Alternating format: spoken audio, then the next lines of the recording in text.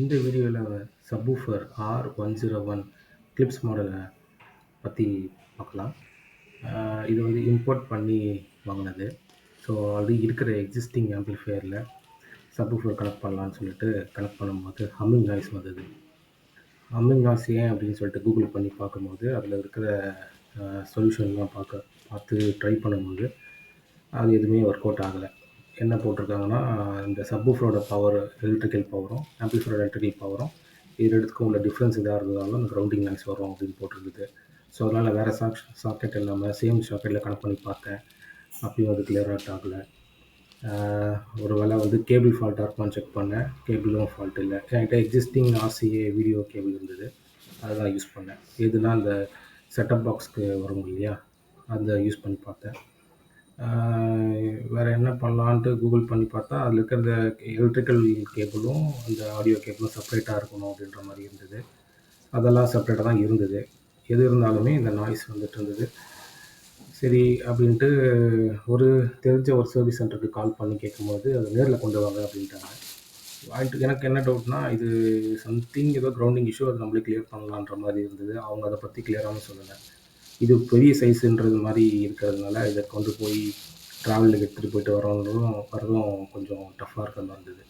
அப்போ தான் எனக்கு தெரிஞ்ச இன்னொருத்தர்கிட்ட சர்வீஸ் சென்டரில் கேட்கும்போது அவங்கள வந்து என்ன சொன்னாங்கன்னா, ஃபோட்டோலாம் பார்த்துட்டு தெரியல அப்படின்ற மாதிரி சொல்லியிருந்தாங்க.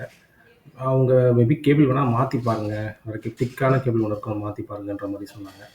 அப்புறம் எனக்கும் சரி, இது கிரவுண்டிங் இஷ்யூ இருக்குது, ஏதோ எலக்ட்ரிக்கல் இன்டர்ஃபரன்ஸ் வருது, ரிசீவ் ஆகுது அப்படின்னு சொல்லிட்டு அப்புறம் அமேசானில் ஒரு டபுள் ஷீல்டு கோஆக்சியல் கேபிள் வந்து ஆர்டர் பண்ணியிருந்தேன்.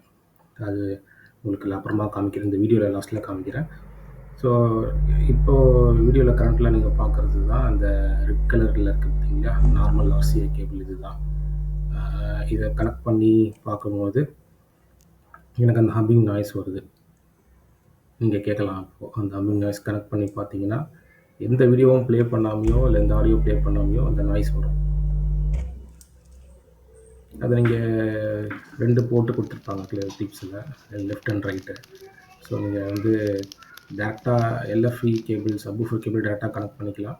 அப்படி இல்லைனா நீங்கள் நார்மலாக ஒரு ஆடியோ லெஃப்ட் அண்ட் ரைட்டை கனெக்ட் பண்ணியிருந்தாலுமே அதில் இருக்கிற லோ ஃப்ரீக்வன்சி மட்டும் ஃபில்ட்ரு பண்ணி சப்வூஃபர் கேட்கும். அதுக்கப்புறம் இந்த கான்செப்ட் ப்ளூ ரிப்பேர் இந்த மாடல்லாம் வாங்கி கனெக்ட் பண்ணேன். இது கனெக்ட் பண்ண உடனே நார்மலாக ஸ்டாண்ட்பைலேயே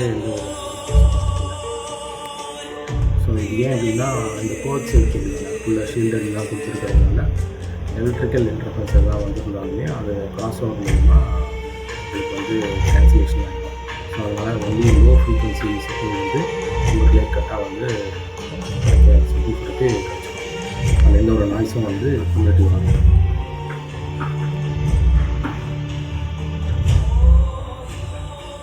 ஸோ இப்போ நீங்கள் கேட்குற அவுட்புட் வந்து இதை கனெக்ட் பண்ணதுக்கப்புறம் நார்மல் ஒரு ஆடியோ.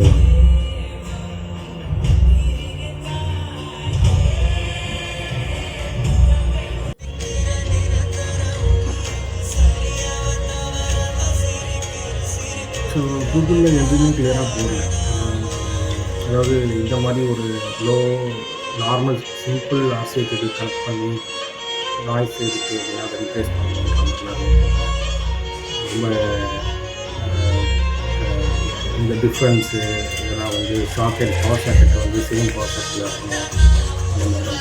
எங்கேயுமே நானும் யூடியூப்பில் தேடி பார்த்தேன், எங்கேயுமே வந்து மென்ஷன் பண்ண மாதிரி